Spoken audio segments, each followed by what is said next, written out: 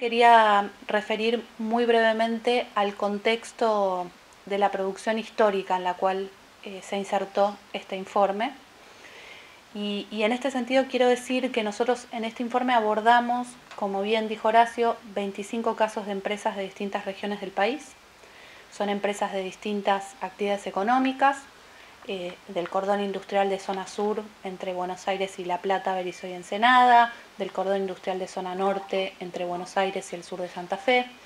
de la región centro de Córdoba, del NOA, el noroeste argentino, en particular ingenios, pero además empresas de transporte, empresas mineras como Minera Aguilar, del NEA, una empresa muy importante como Las Marías, una empresa yerbatera, y del interior de la provincia de Buenos Aires, dos empresas muy emblemáticas como Loma Negra y La Nueva Provincia, ¿no? En estas 25 empresas hay inclusive algunas multinacionales de presencia muy importante en la producción automotriz, en el caso de Fiat, de Ford y de Mercedes-Benz, y otras que son multinacionales y que tuvieron un proceso de internacionalización como las siderúrgicas, ¿no? Estamos hablando del grupo Asindar, del grupo Techint.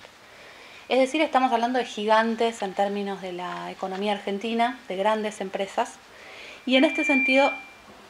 yo quería enfatizar que este trabajo es un trabajo centrado específicamente en la problemática de la relación entre empresas y represión a los trabajadores, pero es un trabajo que se nutre de líneas de producción y de reflexión, en el caso argentino, que vienen de larga data. Por un lado, tiene una vinculación, una relación con la producción desde el campo de la economía, ¿sí? Con los estudios que ya desde los años 70 y 80 enfatizaban la necesidad de mirar a la dictadura no solo en términos políticos, no solo en términos de la disputa entre las Fuerzas Armadas y las organizaciones políticas o político-militares, sino que enfatizaban la necesidad de ver la relación entre el poder económico y la dictadura,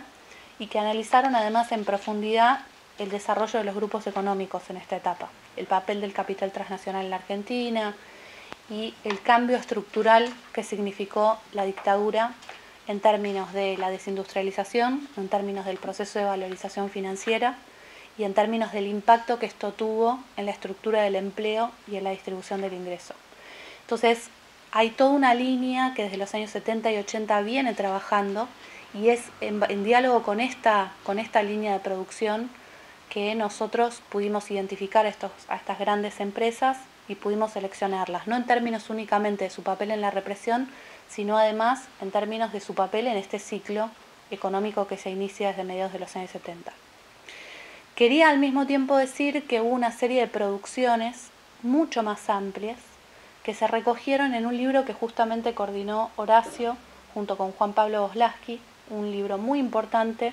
que creo que es referencia ineludible para cualquiera que trabaje en estos temas, que es el libro Cuentas pendientes, los cómplices económicos de la dictadura, un libro publicado en el 2013 y publicado el año pasado en inglés por Cambridge University Press,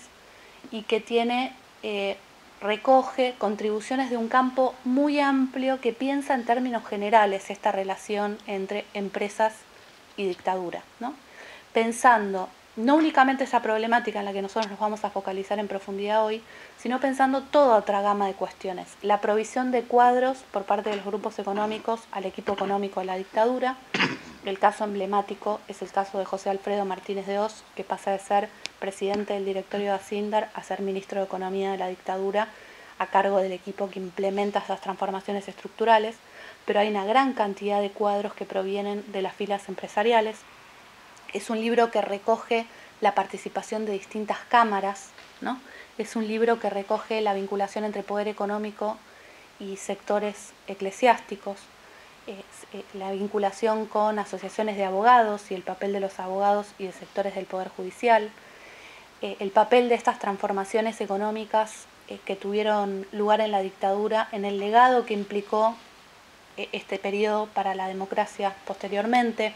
Se abordan algunas cuestiones referentes al papel de los dirigentes sindicales en vinculación con la reconfiguración del poder de los trabajadores. Hay 25 autores que participan de ese libro que de algún modo sintetizó este núcleo de producciones que yo hoy quiero destacar en diálogo con este libro. Este libro no puede ser analizado